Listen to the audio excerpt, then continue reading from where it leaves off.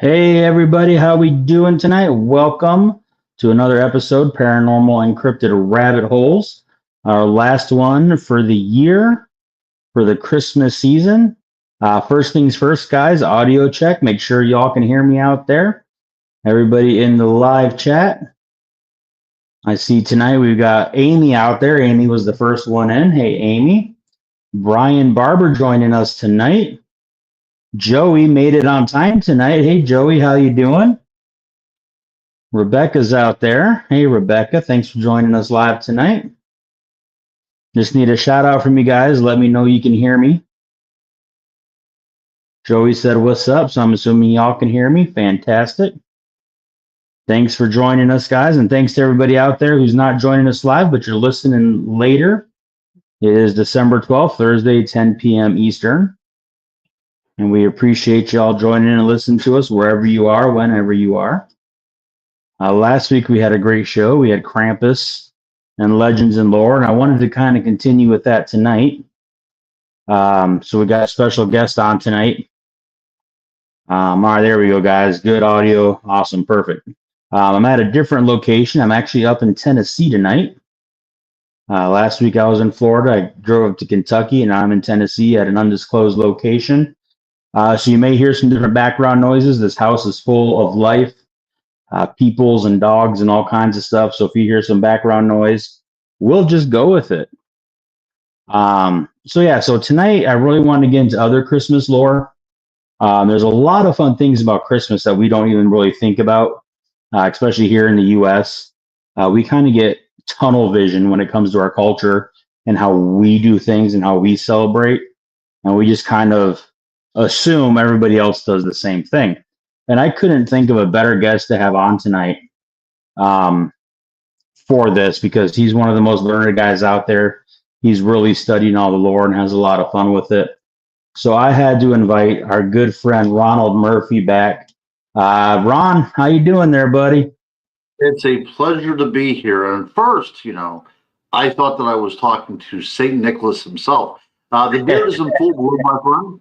It is like a Christmas cactus. You know that you're getting close whenever you see the whiskers there. So this is great. It's starting to get a little whiter there too, I think. I might have to do something about that. I don't know. Yes. Your beard will be synonymous with the Christmas season, just as the poinsettia is. Oh, well, I appreciate that. I work almost hard at keeping it natural. So there you go. There you go. Yeah, I'm getting a little bit of gray in as well, too, but that makes me look sophisticated, is what they say, right? Absolutely. Makes me look old at this point, because I got a lot more than you do. But yeah, sophisticated is the way to go with it. Absolutely, absolutely. So your listeners, they immediately know that we understand what we're talking about because of the beards. We are now wise. We're That's it. And the touch of gray just kind of adds to that mystique and that wisdom. The wise man look to it. Absolutely. And this is your third time on my show. What's that?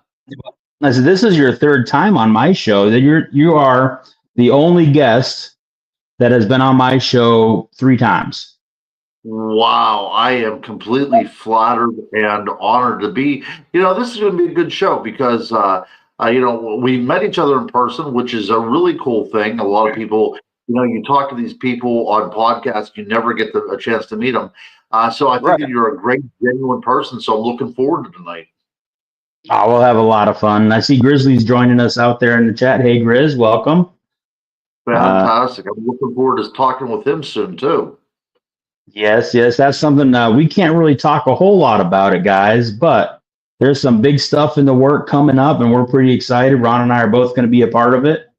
Grizzly will be in charge of releasing all that information, but stay tuned, guys. There's a lot of big stuff coming up, and we're going to have a great time.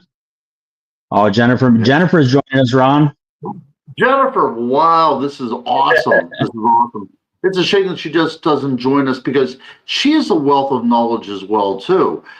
Being a reporter, and she's very eloquent with her words. She should be up here with us. I agree, but she doesn't like coming on and showing her face on the video. Yes. And I'm hoping Mama J is good, correct? She's doing a lot better. Yeah, she's home and doing all right, and just like each one of us doing our thing the best we can do with our health issues and stuff. But You she's guys doing are good. my I got. daily work. Oh man, we love you too. We loved hanging out with you, and you're definitely one of our peoples for sure. Well, I appreciate that. I appreciate it, and it's very rare, and you know this as well too. You know, in this field, and I'm really not sure why. You would think that people would come together and have each other's backs in this field, but this is one of the most Mhm. backstabbing fields that are out there. People fight with each other constantly. It's kind of like a middle school, playground in the world of the Yeah. paranormal. We just all got along. I mean, look, we're all here researching these great mysteries of life, and instead of Mhm. working together, we form these little camps and we throw stones at each other. Sure. It, and the reason they do that, I think I should say, the reason they do that is simply because everybody wants to be the person that knows the truth or has the inside track or wants to be the famous person. You know what I mean? They want to be the one on the TV shows and the documentaries Sure. or going, the events. And I really try and surround myself with the people that are here for the subject and have the passion for what we talk about. I'm not a big fan of the glory seekers. No, That's not at just all. Not at all. not how it Yeah. is. And then with you, like I talk to a lot of authors. I mean, we run in some of the same circles. We know some of the big names. We'll put it that way. And a lot of them are absolutely fantastic people. They Sure. really are. But then you have the ones that are kind of want to be those people, Mhm. right? And every time you talk with them, it ends up being a marketing pitch. They're always pitching this and pitching that. And what I find with a lot of them is I have to come in and say, well, wait a minute, what you're talking about isn't even research. You're Mhm. throwing these theories out there, which is great, but you're presenting these theories as a fact. Right. And you can't That's even right. come in and go, hey, so it just No, gets frustrating sometimes. yeah, I agree. I agree. You have a lot of people, like you said, jockeying for position, trying to get one over on everybody else. Mhm. And like I said, this is such a marginalized field. If we would start taking each other's work seriously and having a forum to discuss, like this show is a great forum to discuss these Mhm. mysteries. It provides a great way for us to debate and have an intelligent conversation. But whenever you have somebody that says that I am an authority on this, and then I have the Yeah. answers, and sometimes you have to grovel with me in order to get these answers. Well, that's more of a cult than anything else. And yeah, this cult of personality that has somehow taken over the world of the paranormal is something that I really try to get out of. Yeah, and I agree. And that's, a big part of the people that we operate with, and a big thing of this channel with Bigfoot Outlaw is that mentality of we can all come together no matter what area we're studying and have good conversation and be respectful and talk to each other, even if we disagree. There's a lot of people that I disagree with on stuff. But if we can have an intelligent conversation, I want that because that's how I learn and that's how I grow That's is right. by disagreeing with people and then hearing different ideas. Yeah, you have to disagree because if you don't, then you're never going to learn, right? So, I mean, and that's Exactly. the thing. It has to be like we also have to have a pseudo-scientific approach as well, too. If I Mhm. come up with, a theory, well, it has to be debated, and we try to prove it wrong in order for it to take some sort of precedent, some sort of hold. So I have no problem with people, debating the kind of information I put out there. What I do have a problem with is name calling. There's no sense Oh, of that. yeah. Yeah. So, and I think whenever people start name calling you, they're even more jealous of the stuff that you put out there. They're even more adamant of trying to put you down because they can't compare to what you've already put out. Right. When you can't debate the topic, you debate the person. Exactly. If That's right. That's just standard. If you study debate in school and education and stuff, that's one of the things they teach you. When they start attacking the person, it's because they have no argument against the topic. So That's right. that's That's how right. people Yeah, are. yeah. About 14 years ago, I lost a lot of friends in this field, like people that I thought, were dear people that I was, very close to, and I went through a divorce, and people were popping up on blogs and things like that, saying that I was the reason for my divorce. I was womanizing and everything else, and it was just nothing but name calling. And the thing is, though, Mhm. I was going through such an emotionally trying time that didn't help Right. matters either. So, but I would rather have somebody there and say, hey, you know what, I view you as a friend rather than I view you as somebody that I can get information off of in order to make my opinions look better. Yeah. Yep. So, this is what it is. I know this is one of our favorite topics that we always get into. No matter what we're trying to discuss, it always comes up. Mostly because it is an important thing. And I think, we try and combat it as much as we can. But let's get to Christmas, man. Let's talk Christmas stuff. Let's have fun. Last week we talked about Krampus. We had a great time. There was some great stuff learning about how Krampus first originated in Germany and Bavaria and Austria, and how he was a helper to St. Nicholas, and how all of a sudden, over time, he morphed into this creepy, demonic entity that is the anti-Santa, anti-Christmas kind of a thing. But what people don't realize is there's a lot of different, to me, weird almost legends and lores out there that we don't even hear about or think about here in the US, because we're all about Santa Claus and Rudolph and Frosty the Snowman. Well, if you Right. really think about that, that's some really weird stuff too. I mean, you're No, talking about a talking snowman walking around.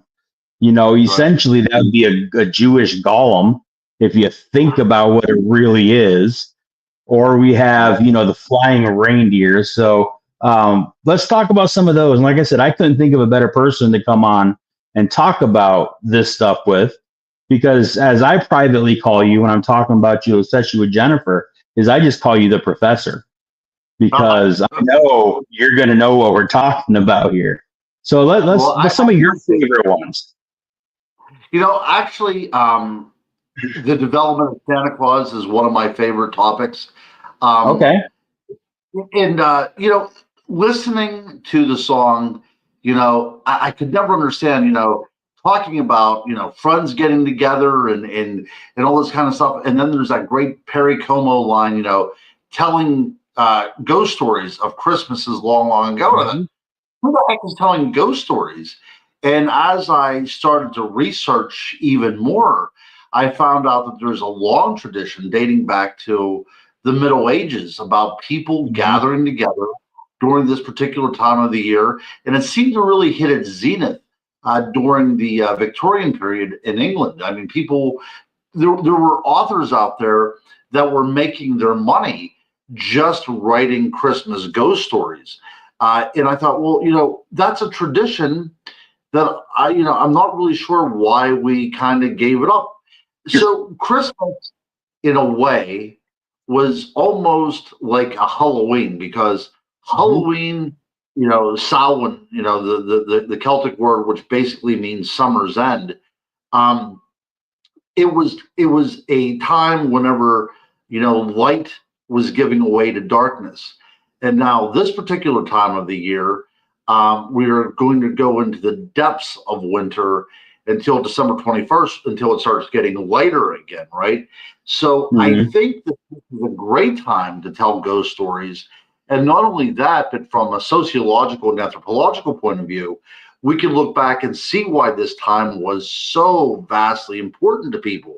Um, this was a time when, even the Victorian period, if you didn't have enough wood for your fire, the chance that one of your family members was not going to wake up in the morning the next day is very real. I read reports about people that would go through the parks in London around this time to get the bodies that were frozen, the homeless people that had frozen, So hurry up and get them out of there before people started to go through the park on their ways to work. So this was a very difficult time, Hmm. to think about. There's people that were hungry and everything else, and this is before electricity, so the darkness was overwhelming. So I think, the idea, not only that, not only those practical things, but it was also the idea that this time of year, the veil between the two worlds, like at Halloween, was thin, so you would have different types of creatures crossing over, things that go bump into the night now became very, very prevalent. The other thing that I wanted to point out as well, too, it was believed, especially really during the Middle Ages when things were starting to become almost, all these all these different types of religious dogma were now becoming almost like folklore. There was all these stories behind it, but there was, folklore that's not biblical, but there was this belief that around certain types of high holidays, like Christmas, um, Hmm. it was a time whenever, demons would come out and try to lure people away, try to lure them away from the good. And that is what a lot of these ghost stories are about. If you look at A Christmas Carol, probably the most famous one that we have surviving, it is about somebody who was very evil in this world, and it took ghosts to come from the afterlife to kind of tell him or to show him the evil of his ways. And at the very end, we have uh, a complete, recovery, a salvation, if you will, by Ebenezer Scrooge. But yeah, so this was all part of the Christmas tradition that we have almost all forgotten. Now we think of, the Christmas wrapping paper and Christmas trees and decorating and all that stuff. But we also have to understand that even the decorating of the trees and the tree itself, these are also of pagan origins, and not only pagan origins, but frightening origins as well. Yeah, absolutely. And I look at it because again, in our culture, we're very modernized, I guess, citified, right? But one of the benefits of me being raised how I was is we worked a lot on natural time, which is when it was light outside, Right. you were awake and functioning. When it was dark outside, you were sheltered, you were in your house, you were in your security. You may or may not have light from a fireplace in your house, maybe a candle, depending on where you were and what culture. But in the winter months, and we're talking European and stuff where they had winter and snow and cold and storms, when it got dark, you went inside. And so you have Yeah. these long nights by a fire. And what are you going to do? You're going to tell stories. They didn't have TV, they didn't have their cell phones, they didn't have, Facebook and all this kind of stuff. They entertained each other by telling these stories. Well, if you've ever been in a barn house or a shack. I hate to say shacks, that sounds horrible, but a log cabin in the middle of a snowstorm, in the middle of a blizzard, you're going to hear the wind howling and the house creaking, and I don't see how it can conjure up anything other than ghost stories or That's right. stories of scariness in the dark. You know what I mean? And Right. Yeah. it just Preach on. makes sense. It makes perfect sense. It makes perfect sense. So, at a time without electricity, a time without centralized heat, and we're talking about, let's not even think about London. Let's think about Scandinavia or other Nordic Right. countries. The sound of the wind, the howling of the wind, could very much be an ominous foretelling of your death that particular winter, right? Because Yeah. one of my favorite stories is something called The Wild Hunt. Have you come across this yet? Oh, yes. I'm very familiar with the Wild Hunt. And this might actually be one of the early origin stories for Santa Claus, if you think about it. Mhm. So Odin, the All Father, who demanded sacrifice in these kind of cultures. When you think about Viking cultures, but definitely Scandinavian cultures, he demanded sacrifice. So oftentimes he's represented of having a typical type of woolen or animal cloak on that is now stained with blood of sacrifice. So now he's dripping in red, So, the image of Santa Claus starts coming in a little bit. He has this long white beard and everything. So you can almost see the parallelism with the idea that there is this deity that sets out in the dead of winter to sweep across the land, right? So, but he does it, and he takes along, fairies with him, and takes along, spirits of the dead with him, and they just basically go with a winter storm. And if you happen to be left outside, he kind of sweeps you away and takes you up into this wild hunt, as it were. Now, you can think about this as, just a bit of, folklore or whatever. But if you think about this now, in a Scandinavian country, and you are collecting wood or you're out hunting or something, and one of these fierce blizzards pop up out of nowhere, your body may never be found. And one of the explanations for that is the wild hunt took you away, right? So that howling wind that comes through, that sounds almost like a voice, now becomes a personification, almost, becomes a deity in and of itself, something that fears, something that's going to wipe you off the face of the earth. And oftentimes that did indeed happen. And, we think about all this stuff as, ancient history, or it's kind of quaint or superstitious. And of course it is. But we also have to think about, Odin, actually is one of our days of the week, because not only was he called Odin, he was also called Woden. And we still have Woden's Day, which is Wednesday. So if you think the wild hunt is something that's archaic, then you would also think that the day of the week, Wednesday, is archaic as well, too, because it's named after him. Absolutely, absolutely.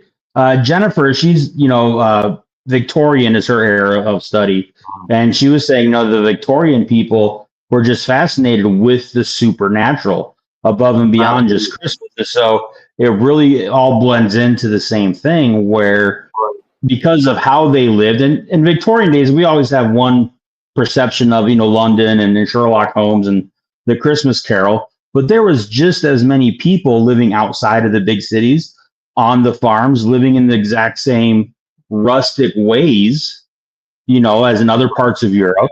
And so the same type of mythology and lore would bring up, different characters, but the same concepts. And that's, again, I think that's why the ghost stories were so popular within the whole thing. And it makes sense. And honestly, I'm a little sad that we've kind of gone away from it. And I know Jennifer talked about this, and she really wants to head up and start promoting Christmas ghost stories. And she wants to do an event that you're going to have to come and put on with us, and really kind of start bringing back this tradition of ghost stories, but not like a Halloween monster story, but like Christmas Carolesque, where it's redeeming, and it's there's a good story to it, and it ends up being comforting, even though it's a ghost story. And I think that's a really good idea. Yep. Oh, I think it's a great idea. So I am going to be doing this very thing in a place called Derry, Pennsylvania, on Saturday. So if any of your listeners, I don't know when the show is going to be going out. It's out right now. It's live, correct? It's live now. Yeah, it's live now. Yeah. Plus, we'll have other listeners, catching it as they can. Right. So, yeah, if you're in Western Pennsylvania, or you want to make a pilgrimage to Western Pennsylvania, I will be putting on a talk about the ghostly traditions of the Yule season. And then I will also be doing some ghost talks as well, too. So that's a 2-hour presentation this Saturday from 7 until 9 p.m. But one of the things that we have to bring up, and that you touched on, and I'm glad Jen's here as well too, is the Victorian period, because this was a very unique time in our world's culture.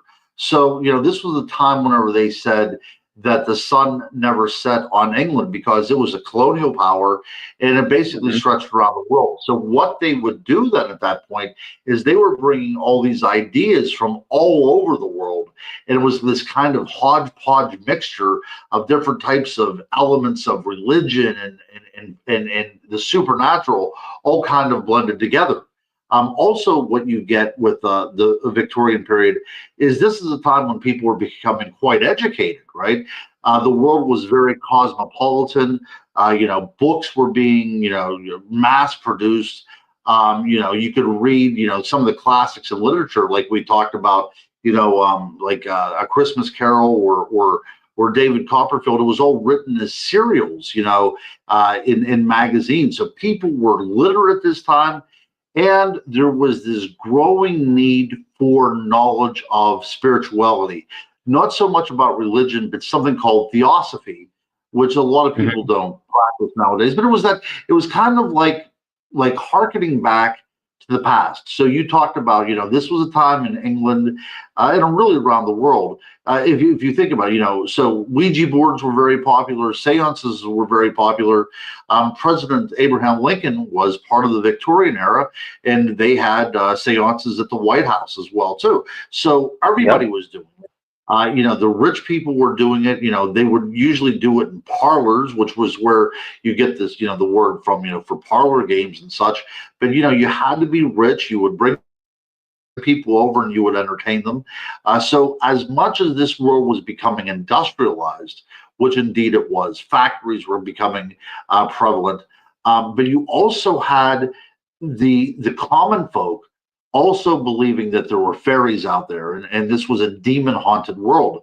And that's something that we can never forget, that not only was this, when we think about the Victorian era, we think about, pomp and circumstances, but this was also a time when people were very, very much in touch with the supernatural and spirituality in ways that we simply don't understand right now. Right. It was so ingrained in their culture. A lot of it was just automatically accepted. It wasn't even questioned, and so when you don't question it, you look at it completely different. And yeah, the whole spiritualist movement is actually a fascinating one. And I've been doing some research on it, and that's what you were talking about, was like the spiritualist movement that started back in the 1800s and like kind of died out, but there's still some groups today that still practice a lot of those old ways. And that's, you can't look at any of this stuff as isolated. And that's what a lot of people tend to do. You have to look at the whole culture and mindset of the people and the time frame, to really understand what's going on. Yeah, beautifully said. So history does not exist in a vacuum. I always bring that up. So there's a precedent for everything, and not only is there a precedent for everything, but it also continues on after that. So as Shakespeare would say, the past is prologue. Indeed, that is the case. But it also, it's always going to inform the future as well. So even though we see things and we may have forgotten the origin of those things, that doesn't mean that the origin is, lost to history, because it is indeed still there. It's in our practices. The almost insane idea of bringing an evergreen tree into the house is a reminder from, again, pagan times, especially whenever you think about, the Vikings in that particular age, whenever people at this particular time of the year were so really terrified by the natural surroundings that they would bring something green in the house, hoping that would some way and somehow stir life back into nature, right? So we see all these kind of deck the halls with boughs of ivy and stuff like that. That was the time whenever we would bring green in and hoping that somehow that would influence nature through some sort of, sympathetic magic, hoping that this was going to happen. And, so we still do that to this day, but we forget where all this came from. Sure, absolutely. Jennifer was saying it was the Victorians' response to their crisis of faith in becoming more intellectual and learning more about not only the afterlife, but other dimensions as well. Yeah, it was part of this whole intellectual revelation, but still holding on to the traditions. And then I think we've gone too far in the other direction. We've gone too far into the intellectual, where most people aren't even thinking about the supernatural anymore. And that's where, people like us come in, and we're going, wait a minute, this stuff never went away. We just don't talk about it anymore. We're too modern. That's right. Yeah. So we scoff at it. That's right. That's right. And if you would think about it, Sir Arthur Conan Doyle was part of this time, Harry Houdini, all of these great thinkers. And, think about the great writers as well, too. J.R.R. Tolkien, C.S. Lewis, all these people that were coming, after, shortly after the Victorian period. But all these people were not only great thinkers and great intellects, but they were also people of faith. It might not have been a Protestant or a Catholic faith, but these were people that believed in God, and now we just have this atheistic movement going out there where, science is the ultimate, it has become God, and that really detracts from humanity, because in order to be fully human, you have to have some sort of spiritual side. I'm completely convinced by that. Spirituality is where art comes from. It's where love and music and poetry comes from. No matter how smart you could be in science, science is never going to write you a symphony, or it's never going to write you a poem. That comes from the heart. And we really have to get back to that idea that there's more out there than just what we can imagine or we think that we know.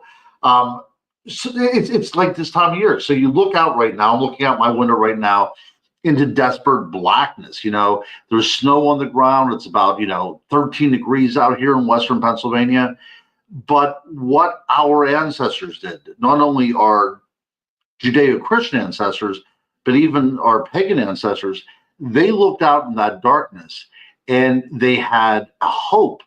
This was the time of year whenever it was starting to get to the point where it was like a tomb, right? It was getting darker and darker every single day until something almost magical happens on December 21st. And now the sun starts creeping back into the world again. And I think that's beautiful. That seems magical to me. It seems almost supernatural. And even though that I know that it's just the way the orbit of the earth goes around the sun, but there's still something very magical about that as well. And I can see and I can justify and I can rationalize why people would go into the natural world that's covered in snow and it's frigid and cut down a tree and bring it into their house, because it was not only a symbol of life, that remembered life, but it was also a bit of a prayer that there would be new life in the very short coming months as well, too. That expectation of hope, when you have your days, you got that expectation of hope. And if you really, I think we try to always quantify everything. So I always hear things like, well, the Christmas tree was a pagan thing. But then you hear the people going, well, the Christmas tree was actually a Christian thing. And everybody has their lore and legend on it. And I say it wasn't everything thing. It was the idea of all of it, right? Yeah, I've heard the story of how the original Christmas trees were oak trees because the oak tree was the symbol of Odin, like you said, right? And then the monks came along and convinced them when they converted, they changed it from an oak tree to a pine tree, an evergreen tree, because it symbolizes the everlasting hope of the Christian faith, right? And so we have all these things, and I had to look at it and go, there's no way for me to know which one is real, if any of it is real, but they're all really good thoughts. They're all really good ideas, and they all represent basically the same thing, the history of the people and the culture that they were involved in. You know what I mean? And then, that's right. Yeah. To me, I go, I don't care if it started off as pagan. I don't care how it got transferred. What I care about is how I celebrate it and what I do now, with the understanding of other people may have and did do it differently. And to me, that's really the important thing. I want to address something I saw in chat here real quick. Jennifer Andrews said it's all about keeping an open mind. 100% true. But then Amy, I love Amy. Amy WC comes up with some of the greatest comments that I love to work with here. Amy said, but an open mind is not always good. An open mind is not always a good thing. And I have this saying, it's great to have an open mind, but not so open your mind falls out of your head. That's you know? That's There's very a big true. That's very difference true. between having an open mind and just accepting anything and everything, every crazy theory out there. So I had to throw that out there because that's one of the things I look at, Amy. You're right. An open mind is good, but you can't have it too open because you never know what's going to get in there. Mhm. A lot of good stuff in chat, man. People are loving this. Jennifer is still schooling us on the Victorian. Let me see this part of the conversation. I only got half of it here. She said, plus death was all around because of the Industrial Revolution and some standard working conditions. They were scared, yet fascinated by death. Like you were talking about the people just dying in the parks in That's London right. and all this kind of stuff. Yeah. It was their daily life. Right. Um, And also I want to point out something as well too. Oftentimes we think, Christmas with children. Children's lives during this period was absolutely horrible. We yeah. know because Charles Dickens, in order to pay for debts that his father owed, his father was thrown into prison. He had to leave school at like elementary school age to work in Mhm. a factory that made, blacking material for shoe shine. So children had no childhood. Like the idea of childhood is a very modern invention. So these little kids, that we think about kids now sleeping and dreaming of sugar plums and all this kind of stuff, they were going to work in a horrible, horrible fields. And to make this, completely, this is. Did you know in London their animal rights activists were formed before rights for children? I did not know that. That is a true story. Yes, absolutely. Yeah. So poor kids. Like I said, we think about them today writing letters for Santa, but they would be getting up on Christmas morning and heading out to work 12 hours in a factory somewhere. Mhm.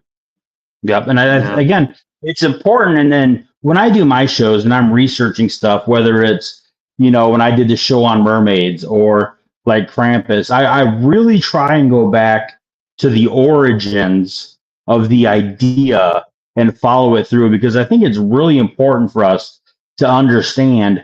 And looking how our Christmas is now, I think we're losing a lot of what the spirit of Christmas, or like Jennifer likes to call it. We have the Christmas season.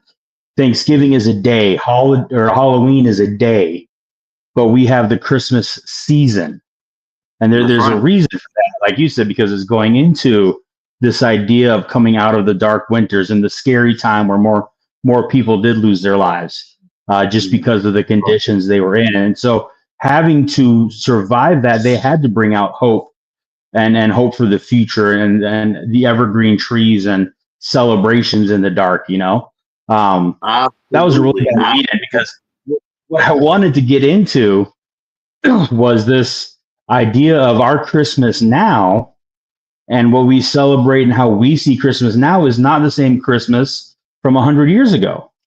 No, no. Even, It's not the same Christmas, right? Right.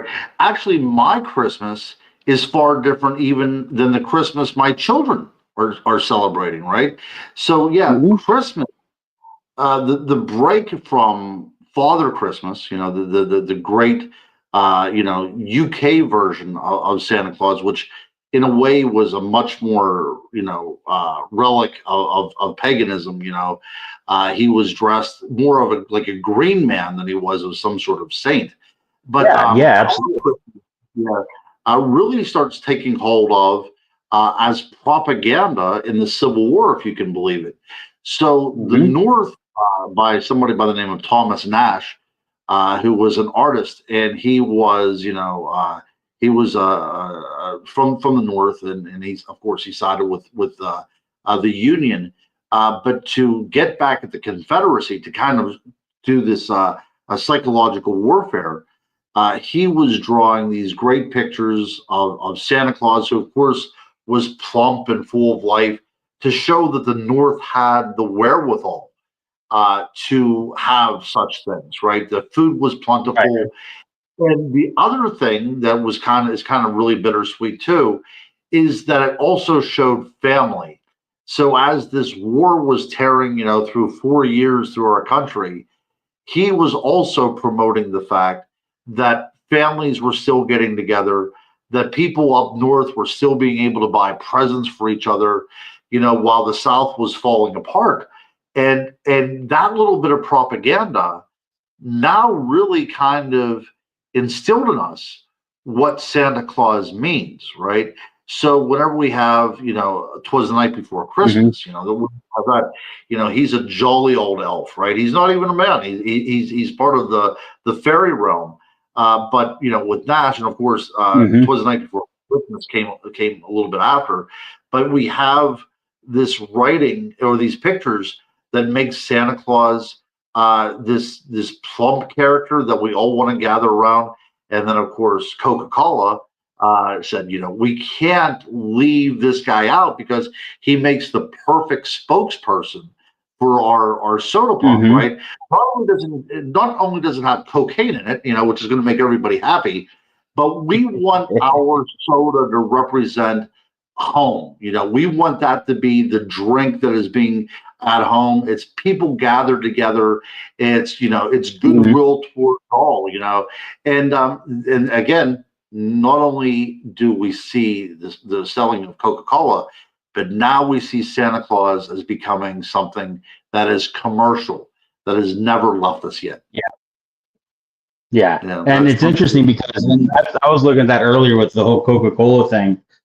Basically, what they were trying to do was literally sell more soda in the winter because their sales in the summer were huge and it fell off in the winter. And so they commissioned a Dutch artist to come up with this campaign, this drawing of Santa Claus, and he took his inspiration from The Night Before Christmas, and he changed Santa from an elf to a tall person, basically the magic human that he is now. And the whole idea was to sell more Coke in the winter. That was There you literally go. the whole purpose of the propaganda of changing Santa to who he was. Yeah. Yeah, Little Twisted said Coke came up with the red and white. Absolutely. Santa is red and white because red and white is the colors of Coca-Cola. 100% truth. That's literally where the red and white came from. And we're talking less than 100 years ago, guys. Less than Right. 100 years ago, a marketing company, a soda company, completely transformed the American icon, the American vision, and by that, the world vision of who Santa Claus was, what he Right. looked Right. like, and how he acted. And I think Right. that's absolutely surprising. That's right. I agree. And it makes me wonder, how much impact on our culture some of these things have that are just marketing ploys, you Well, know? let's Um, less than 60 years ago, somebody at Montgomery Ward came up with Rudolph the Red-Nosed Reindeer to sell more things. Less than 60 years ago, and now I think well, I'm not even sure if kids watch this stuff nowadays. I know my kids used to watch it, whenever 15, 16 years ago, but I don't even remember seeing it on television this year. But mhm. I used to love watching this. As a kid, you were just sitting there waiting, but you would always think that Rudolph was always part of the story, and that is indeed not the case at all. He was a marketing ploy that sold a lot of goods and all that stuff. And but yeah, just like Santa Claus, good old Rudolph the Red-Nosed Reindeer was used as somebody to sell things as well. And it's wild. Think about 50 years from now, maybe, a generation from now, where there's going to be people like us that are studying some of these myths from the old days that we're living in now, and they're going to come back and go, why in the world did they think Santa Claus looks like this? Obviously, he looks like this, because what's going to change in those 50 years, 100 years, And it's going to be completely different. They're going to think we're nutty for thinking Santa Claus looked and acted a certain way. Just like when we look back at the old stories of St. Nicholas and Krampus and these things, we think they were absolutely nutty for thinking what they did. And That's right. we have to keep those kinds of things in mind. That's right. Oh Jennifer yeah. put an interesting fun fact. Animals are supposed to speak on Old Christmas, January 6th. Yeah. Yeah, there was a belief that Yeah. that the animals even couldn't keep quiet to deliver the news of Jesus's birth. Mhm. And I love that story. I Mhm. think that's a great story. Here's one. A little twisted said Coke uses the polar bear now too. And I was thinking that the other day when I was thinking about this is how come we didn't push the polar bear as a new Christmas icon like we They did with tried. the I whole don't. Santa Claus morph? They tried. I remember specifically going to a store and seeing these polar bear ornaments. It was tried, but I think that we are so enamored by certain elements of Christmas, it's going to be hard to usurp some of the hallmarks that we have for it. Sure, absolutely. I agree. And I think that makes a lot of sense. And I think, again, I just find it interesting. We're not even talking about the stuff I wanted to talk about. This is even better. um, I was going to pull out the Yule cat and a Christmas spider and then the Christmas trolls and all this, but this Yeah, Christmas. conversation has definitely gone better anyway. It has, you know what, and like I said, the pre-show. I apologize as somebody who has to get up for work in the morning. I would love to be able to talk about this stuff for hours on hand. Oh, Hours we on. could. Yeah, but yeah, unfortunately, though, real life calls me back, and until we both make it, and we can do this full time. Yeah, we have to keep it brief, and that's unfortunate because we still have a lot to talk about. So Yeah, yeah. Whenever you need to go, you can bow out, and I can wrap up. We only got like 10 minutes left anyway. yeah, Um, I will go the full hour with you. I'll be a okay, little bit tired fantastic. tomorrow, but I want Yes. to finish this up. I want to finish this up.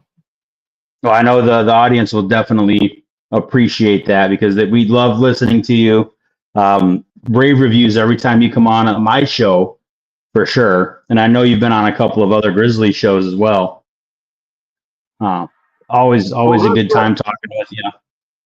I hope they like me because I do. I think whenever I do these podcasts, and you're what, like I said, you're one of my favorite people out there. But your audience, and I've told you this before, is some of Mhm. the smartest people that we've ever dealt with. These people know their stuff, and as somebody that becomes a guest on these shows, it really, it makes me feel good because I'm talking to people that who understand what I have to say, and they also offer insights into it as well. So I learned something from your show Yes. too. Yeah, there's a lot Yeah. of times where somebody will bring up something in the audience and it makes you think, and I go, man, I'm gonna have to check into that because I've never heard of that before. Absolutely. And then I agree. And Absolutely. I love our audience. We don't have infighting. We don't have all the stupid sarcastic comments you get on a lot of other shows. Yeah, you're right. Our audience is fantastic, man. Our live guys are just absolutely great. We have a lot of fun with them. It is. It is. Yeah. That's why I love seeing the same names coming over and over again. you know, because Yes. like I know when Amy's on, Amy's gonna throw some curveballs, like always.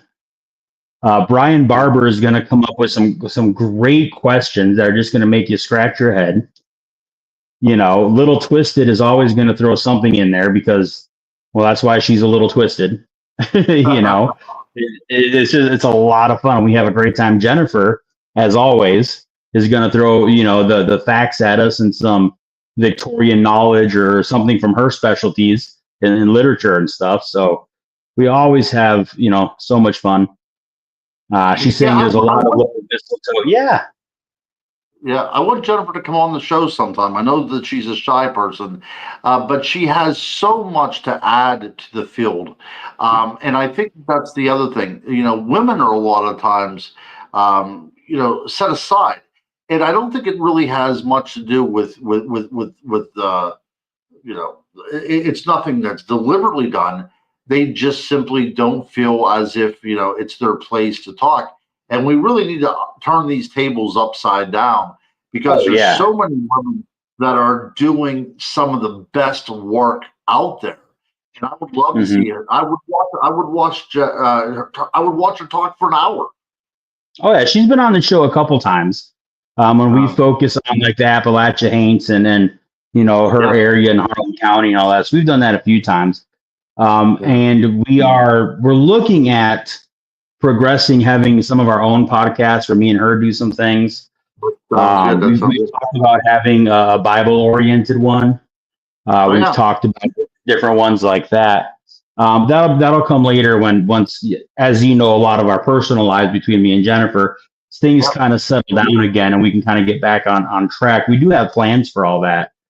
And I agree, and Jennifer agrees too. Like, we'll have these discussions about women in the field and why aren't there more, and why are the ones that we have, why are they looked upon in a certain way for the most part?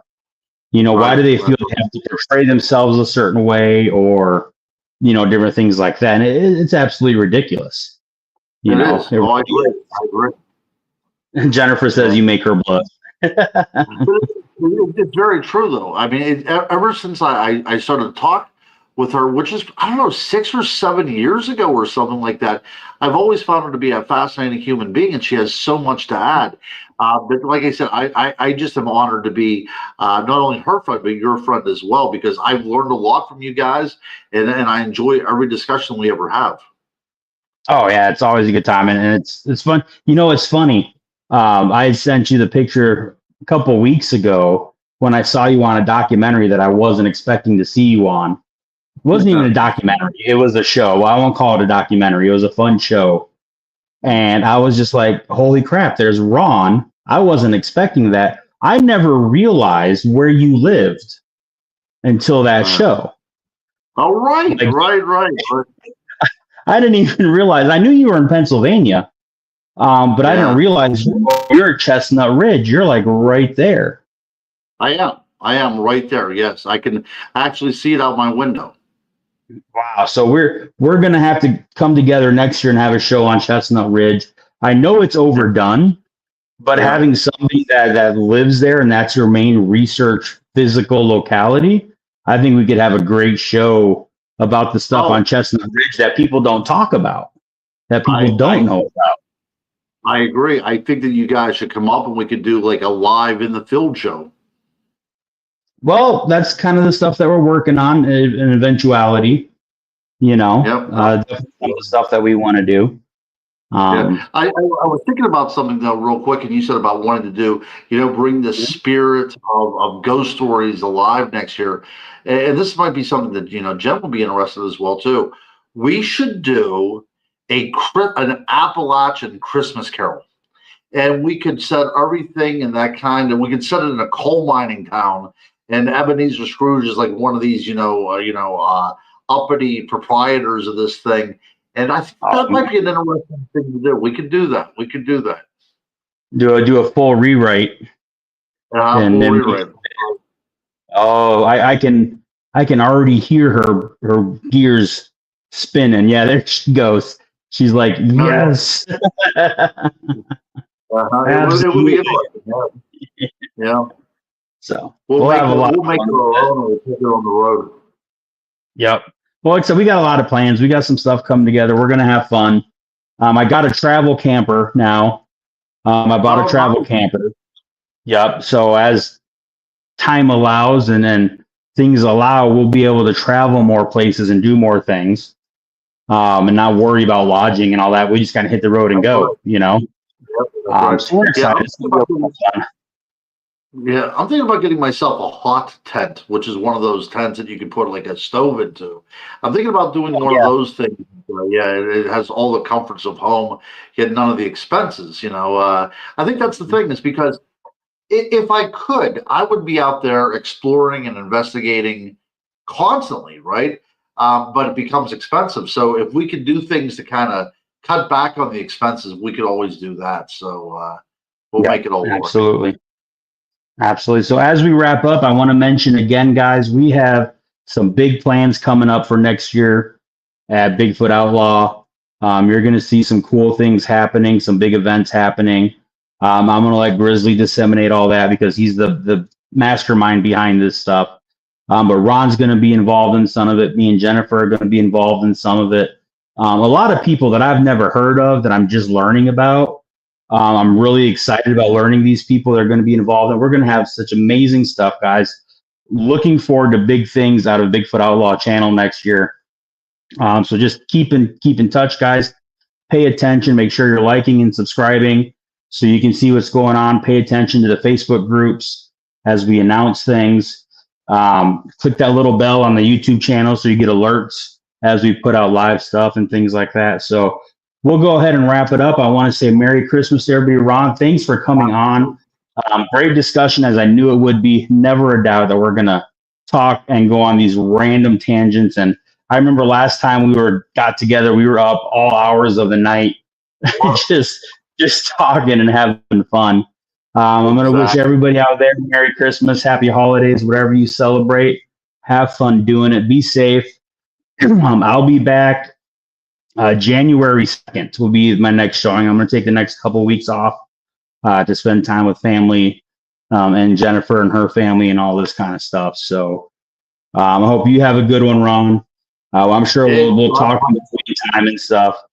So thanks for coming on. As Grizzly would say out there, everybody, coast to coast and around the world, y'all have a fantastic night.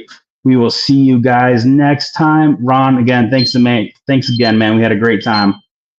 We'll see you. Bye-bye. Let me throw on a closing video, the same one I always do, just because I love the outtakes on it. So we're going to head out. You guys have a good one, and we will talk to you all later.